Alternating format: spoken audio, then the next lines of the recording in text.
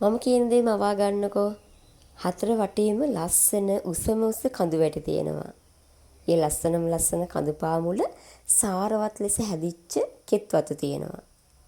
ඒ කෙත් වතු මැද ලස්සන පුංචි ගෙයක් තියෙනවා. ඒ ගෙට ඉස්සරහින් තියෙනවා ළිඳක්. ඒ ළිඳේ වතුර නිල්ම නිල් පාටයි. ඒක හරිම ලස්සන ළිඳක්. ඉතින් මම මේ කැඳ එක හදද්දී අන්නේ අතීතයට මම ගියා. ඔයාලා මම කියපු දේ හිතින් මවා ගත්තට මං ඒ සුන්දරත්වයේ ඇස් දෙකෙන් විඳලා පුංචි කාලේ හරිම ලස්සනට ඒක වින්දනය කරපු කෙනෙක්. ඒ මගේ අත්තම්මගේ මහගෙදර. එහෙම නැත්තම් මගේ අම්මගේ මහගෙදර අත්තම්මගේ ගෙදර. ඉතින් මේ ගෙදර මට මතක් වුණේ මේ කැඳ එක හදද්දී අපි අත්තම්මත් ඉස්සර මේ කැඳ එක හදනවා. මේ තමයි එළබටු කැඳ. ඉතින් එළබටු ගහේ දළු වලින් එහෙම නැත්තම් කොළ වලින් හදපු කැඳ එකක් තමයි මේ තියෙන්නේ. මට මතකයි අපේ අත්තම්මලා ගෙදරත් එළබටු ගහක් තිබුණා. අත්තම්ම මේකෙන් කැඳ හදලා අපට දුන්නා. ඉතින් ඒ වගේ ලස්සන මතකයකට මාව එක්කන් ගියා අද මේ කැඳ එක. ඉතින් අද උදේම ඔයාලව ගොඩක් ආදරෙන් මම පිළිගන්නවා අපේ Life with Omelia YouTube නාලිකාවට. කැඳක් බීලා අපි දෙන්න මේ යන්නේ අපි වතුර බොන අපේ ළිඳ ටිකක් සුද්ධ කරන්න. එහෙම නැත්නම් ළිඳ ඉහින්න තමයි හදන්නේ. අපි යමු කොහෙනම්? ඉතින් ඉස්සර ඒ කියන්නේ මේට අවුරුදු 3-4කට කලින් අපේ වත්ත පුරාම තිබුණේ මෙන්න මේ වගේ. ඒ කියන්නේ වත්ත පුරාම තිබුණ කෝපි ගස්. ඒවා හදලා තියෙන්නේ අපේ හස්බන්ඩ්ලා ගත්තාලා මාමලා අම්මලා එහෙම තමයි හදලා තියෙන්නේ. ඉතින් ඒවා තිබුණාට ඉතින් ලොකු ආදායමක් තිබුණෙත් නෑ. ඒවා නඩත්තු කරන්නත් අමාරුයි. ඒ නිසා අපි ඒවා ටිකක් කපලා තේ ටිකක් දැම්මා වත්තට පහළ කොටස. ඉතින් ඒ කොටස දැන් තේ තියෙනවා පහළ කොටස ළිඳ තියෙන කොටස තමයි මේ කෝපි වැවිලා තියෙන්නේ. ඉතින් ඔන්න අපේ හස්බන්ඩ් නම් කලින්ම ගිහිල්ලා එයා දර ටිකක් හොයලා තියෙනවා අපිට හකුරු හදන්න ඕනේනේ. ඉතින් ඒකට දර ටිකක් හෙව්වා. ඉතින් මේ බලන්නකෝ නිකන් කැලියක් ඇතුළට ගියා වගේ තමයි දැනෙන්නේ. මෙතන ලොකු කොස් ගහක් තියෙනවා. ඉතින් ලොකු කොස් ගහක් තිබ්බට අපිට ඉතින් හැම වෙලේම කොස් කන්න නා වෙන්නේ. මොකද ඒවට වග කියන කට්ටියක් ඉන්නවනේ. අපේ රිලව්. ඉතින් මෙයාලා ඇවිල්ලා ඒවා කාලා විනාශ කරලා යනවා. ඉතින් ඔන්න මෙයා දැන් චුට්ටක් ලෑස්ති මෙතන පඩි ටිකක් වගේ කපන්න. මොකද මේක ඉස්සනවා දැන් පල්ලමක් තියෙන්නේ. ඒ නිසා අපි පුංචි පඩි පෙලක් කැපුවා ළිඳට යන්න පුළුවන් වෙන විදිහට. මොකද ලිස්සන ප්‍රමාණය වැඩි මෙතන ගොඩක් ලිස්සනවා. ඉතින් මේ ටික ගොඩක් අඳුරුයි. අනවර යහපැත්තත් හොඳට අවුව තියෙනවා. ඒ වගේම අපේ උඩ තේ හදලා තියෙන කොටසෙත් හොඳට අවුව තියෙනවා. මේ ටික හරියම නිස්කලංකයි. ඒ වගේම අඳුරුයි අවුවත් වැටෙන්නේ නැහැ හරියට. ඉතින් කොච්චර මේ කැලේ වගේ තිබුණාට මේ බිම වල් හැදෙන්නේ නැහැ.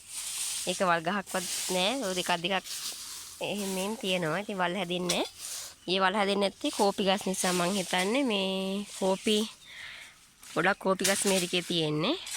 මේ වගේ අපේ පහළ වත්තකුත් තියෙනවා. ඒකෙත් තනිකර කෝපි තියෙන්නේ. ඉතින් එක වල් ගහක්වත් නැහැ. ඒනට මේ කොළ ගොඩක් වැටලා තියෙනවා ගස්වල.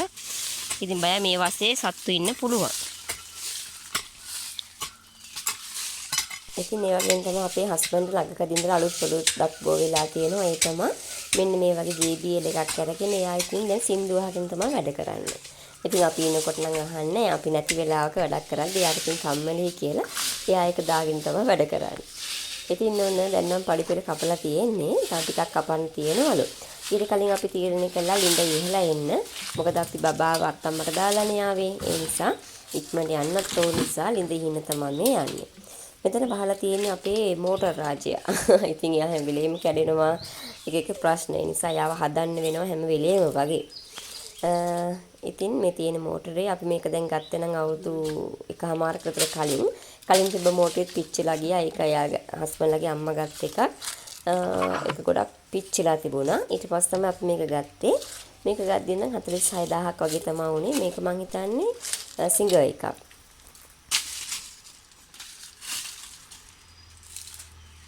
ඉතින් මං හිතන්නේ අපි අවුරුදු 1මාරකින් වගේ තමයි ළිඳේ ඉන්නේ. ගොඩේ කාලෙකින් ඇත්තටම ඉන්න බැරි වුණා අපිට. වෙලාවක් තිබ්බේ නැති නිසා. ඒ වුණාට ඉතින් ගොඩාක් ජරා වෙලා තිබ්බේ නැහැ. මෙන්න මේ විදිහට තිබුණා කොළ කීපයක් උඩින් තිබුණා වැටිලා. බලන්නකෝ. ඉතින් මේ දවස්වල ගොඩක් පායනවා. ඉතින් ඒ නිසා වතුර මේ මට්ටමට තමයි තියෙන්නේ. වතුර ටිකක් අඩුයි. සාමාන්‍ය කාලවලට නම් ළිඳ උතුරලා යන මට්ටමටම වතුර තියෙන වතුර උතුරලා යන වැතරම ළිඳෙන් මේ දවස්වල නම් ටිකක් තමයි තියෙන්නේ. ඉතින් මේ බලන්න අපි ලිඳ වටේ හොඳට සුද්ධ කරගත්තා. දැන් තමයි ලෑස්ති වෙන්නේ ලිඳේ ඉන්න. ඒ වගේම අපි මෙන්න මෙතන තමයි තියෙන්නේ අපේ වතුර ඉවත් කරන තැන. ඉතින් දැන් ඒක මඩ වලට යට වෙලා තියෙන්නේ. ඒ ආයේ තන හඳුනා ගන්න පොඩි මාක් එකක් දාලා තියෙනවා කියලා හස්බන්ඩ් කිව්වා. ඉතින් ඒක බලලා මේ සුද්ධ කරගන්නේ වතුර එළියට යවන තැන.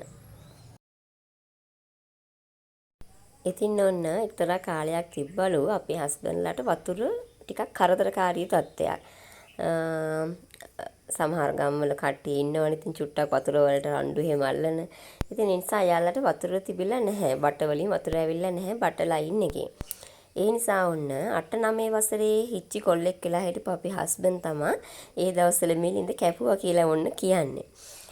ඒකට ගමේ මාමා කෙනෙකුත් උදව් කරාලු. ඒ මාමා මංගල පස්පෙඩැල්ල කැපුවා කියලා ඉතින් හස්බන්ඩ් ඔය රස කතා කියනවා මගෙත් එක්ක ඉන්න ගම. ඒ වගේම ඉතින් මල් පැලක් එහෙම ගහලා හස්බන්ඩ්ලාගේ අම්මා කැවුම් එහෙම හදලා මෙතන ඉතින් ආගමානුකූලව වැඩේ පටන් ගත්තා කියලා තමයි කියන්නේ. ඉතින් ඔන්න ඒ විදිහටම හිතුවා වගේම වතුර ගොඩක් ඇවිල්ලා උල්පත සාර්ථක වුණා කියලා තමයි යා කියන්නේ. ඉතින් අපි හොඳ හිතින් දෙයක් කරද්දී හොඳ විදිහට කරද්දී ඒව සාර්ථක වෙනවනේ.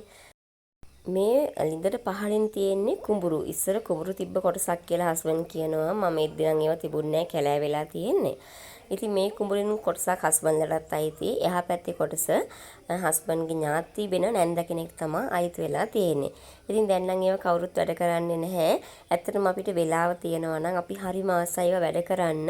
මම බලාපොරොත්තු වෙනවා කාලෙකදී අපි අපේ ප්‍රධාන අරමුණු වලට ගිහිල්ලා අපි ප්‍රධානම කරගන්න ඕන වැඩ ටික කරගත්තට පස්සේ මෙන්න මේ කුඹුරු කොටසින් කොටසක් වගා කරන්න මොනවා හරි වගා කරන්න කංකුන් දාන්න පුළුවන් අපිට.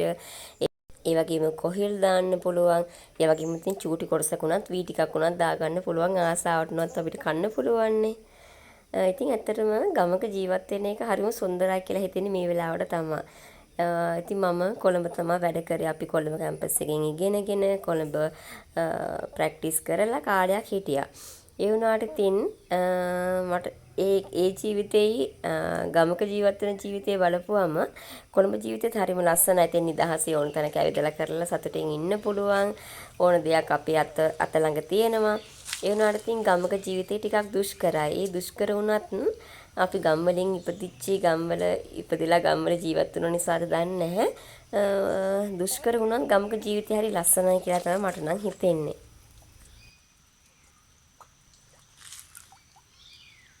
යනවා වතුර අතනින්.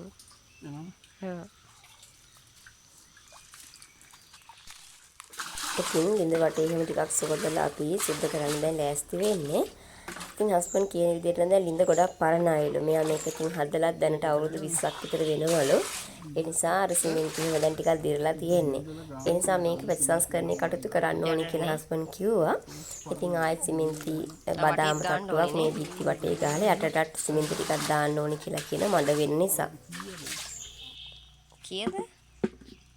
2009ද? 2009 කියන්නේ ඕ ලෙවල්. දැන් අවුරුදු 20ක් විතර වෙනවා. 20ක් වෙනවද?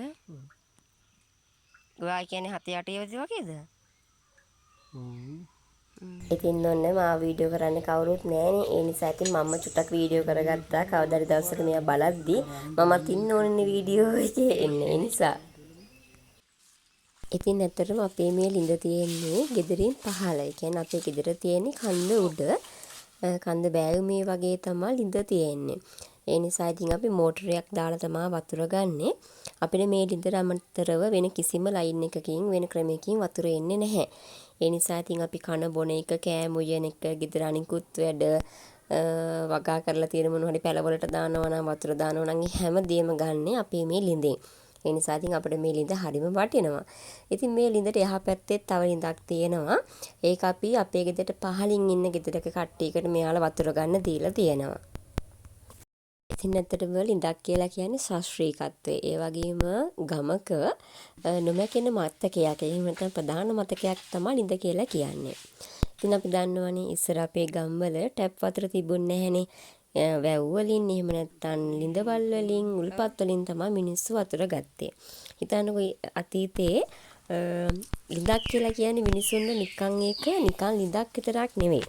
එතන තමයි මිනිස්සු හම්බ වෙන තැන, කතා කරන තැන, hina වෙන තැන, සමතතා ගොඩනගා ගන්න තැන. ඉතින් ඒ වගේ හරි වටිනාකමක් ඒ දවස්වල ලිඳකට තිබුණා. ඉතින් දැන් නම් එහෙම නෑනේ. ඉතින් ඔන්න දැන් අපි සම්පූර්ණයෙන්ම ලිඳ ඉහළ ඉවරයි. ඔයාලට පේනව නේද? මේ දැන් අලුතෙන් වතුර එනවා. ඉතින් ඇත්තටම මම නම් හරිම ආසයි මේව බලාගෙන ඉන්න. ඒක ඉතින් අපේ ඇස් දෙකටත් සනීපයි. ඒ වගේම හිතටත් පොඩි සනීපයක් තියෙනවා ඉතින්. ඉතින් ඇත්තටම ස්වභාවිකව ලැබෙන මෙන්න මේ වගේ වතුර ටිකක් බොන්න ලැබෙනවා කියලා කියන්නේ ඇත්තටම හරි පිනක්. ඒ වගේම හරි වාසනාවන්තකමක්, වාග්යක්. ඉතින් ඔයාලට මම මතකයිනේ මේ වීඩියෝ එක පටන් ගද්දි මුලදීම කිව්වා මගේ අත්තම්මගේ ගෙදර නැත්නම් අම්මගේ මහා ගෙදර තිබ්බ ළිඳ ගැන. ඉතින් මං ජීවිතේ දැක්ක ලස්සනම ළිඳ තියෙන්නේ අපේ අත්තම්මලා ගෙදර තිබුණේ. ඉතින් ඒක ගෙදර අර ඉස්සරහෙන් ළිඳවල් තියෙන්න ඕනි හොඳ නැහැ කියලා මතයක් පස්සේ කාලෙක මිනිස්සුන්ගේ ඔළුවේ තිබුණා. ඒ නිසා ඉතින් ඒ ළිඳ දැනට වහලා තියෙනවා. ඉතින් හරීම සෝචනීය කෙනෙක් මරුණා වගේ හැඟීමක් මට ඒ ළිඳ වැහුවා කියලා ආරංචි වුණාට පස්සේ දැනුණා. ඉතින් බලන්න අපේ ළිඳ දැන් අපි දැන් සුද්ධ කරා සම්පූර්ණයෙන්. ඊට පස්සේ දැන් සාමාන්‍ය මට්ටමක වතුර පිරලා තියෙනවා. ඉතින් මේක පැය දෙක තුනක් යද්දි සාමාන්‍ය විදිහට ආයෙත් වතුර පිරෙනවා. ඉතින් මෙන්න මේ වතුර පිරෙන වීඩියෝ ටික නම් අරගෙන තිබ්බේ අපේ හස්බන්ඩ්. භාගයක් එයා ළිඳ ඉහිද්දි මම ගෙදර ගියා. මොකද අපේ කිරුලි බබා අත්තම්මට දාලානේ ආවේ. ගොඩක් වෙලා ඉන්නත් බැරි නිසා මම ගෙදර ගියා. ඉතින් ඊට පස්සේ එයා දොයියා ගත්තා. ඊට පස්සේ මම ආයෙත් ආවා. පැය දෙකකට විතර පස්සේ ළිඳ බලන්න. ඉතින් එතකොට අපේ හස්බන්ඩ් මේ මෝටරේ අවට වටපිටාව ටිකක් සුද්ධ කරලා මෙන්න මේ විදිහට අපි වහන්න පටන් ගත්තා. මොකද මේවට ඉතින් පරිස්සම් කරන්න ඕනින්නේ. සත්තු රින්ගන්න පුළුවන්, සත්තුන කරන්ට් එකක් වදින්න පුළුවන්. ඒ වගේම මේක පරිස්සම් කරගන්නත් ඕනි. මොකද අපි නිතරම වතුර ගන්නේ මේ ළිඳෙන්. ඒ නිසා හැම වෙලෙම වගේ දවසකට සමහරට දෙපාරක් වගේ මෝටරේ දාලා වතුර ගන්න වෙලාවල් තියෙනවා. ඒ නිසා අපි ඉතින් මේක පරිස්සම් කරන්න ඕනේ වැඩිපුර. ඉතින් ඔන්න දැන් නම් ළිඳ ටිකක් පිරලා තියෙනවා. ඉතින් මම මේ වීඩියෝ ටික ගන්න නම් අනිත් ෆෝන් එකෙන් ඇත්තටම මේක ගොඩක් ක්ලියර් නෑ. ඒ නිසා ඔයාලට ගොඩක් ක්ලියර් පේනවද කියලා නම් මම දන්නේ නැහැ. කොහොම හරි ඉතින් ඔන්න දැන් නම් ළිඳේ වතුර ටිකක් පිරලා තියෙනවා. මේ තියෙන අපේ ළිඳෙන් එළියට දාපු පස් වැලි එහෙම අර තියෙන එහා පැත්තේ අපේ දිනිය කොටසනේ මම ඔයාලට වීඩියෝ එකේදී කිව්වා නේද? ඉතින් ඔන්න අපි දැන් මේ ළිඳ ඇත්තටම අපි හදන්න ඕනේ. අපේ චුට්ටක් වෙලා මැද නිසා තමයි මේක නතර කරලා තියෙන්නේ. ළිඳ තව ටිකක් උඩට බඳින්න ඕනේ කියලා හස්බන්ඩ් කිව්වා. ඒ වගේම මේක වහන්නත් මොකක් හරි ක්‍රමයක් හොයාගන්න ඕනේ. පොඩි වහලක් වගේ හදලා. ඉතින් ඔයාලට ඒ වගේ යෝජනාවක් තියෙනවා නම් කමෙන්ට් එකක් විදිහට දාන්න. තව අපේ ළිඳේ මොනවද හදාගන්න ඕනේ කියලා. ඉතින් ඔන්න අපි తాවකාලිකව මෙන්න මේ විදිහට ළිඳ වහලා අපේ වැඩේ ඉතින් ඉවර කරා. ඉතින් එහෙනම් අදත් අපිත් එක්ක එකතුලා හිටපුවලා හැමෝටම ගොඩාක් ස්තුතියි කියන්නේ මේක අවස්ථාවක් කරගන්නවා. ආයෙත් දවසක වීඩියෝ එකක් අරගෙන එන්නම්. එතකම් පරිස්සමට ඉන්න. ආයිබෝවන්.